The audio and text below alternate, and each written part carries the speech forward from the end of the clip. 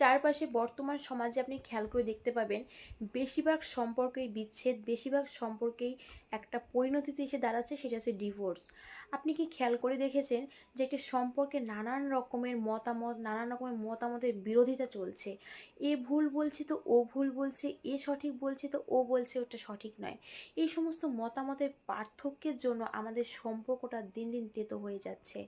আপনি খেয়াল করে দেখবেন একটা মানুষ যখন একটা মানুষকে ছেড়ে চলে যায়, তখন কিন্তু এখানে হাজার একটা কারণ উঠে আসে, কিন্তু সব থেকে যে কারণটি মেইন বলে আমি মনে করি, সে কারণটি হচ্ছে একটা মানুষ একটা মানুষকে তখনই ছেড়ে চলে যায় যখন দেখবেন 100টা ভুল যদি কেউ করে, সে 100টা ভুলের কারণে কেউ কাউকে ছেড়ে যায় না, কিন্তু একটা ভুলই যখন 100 বার করে, তখনই বাধ্য হয়ে সেই মানুষটাকে ছেড়ে চলে যায়।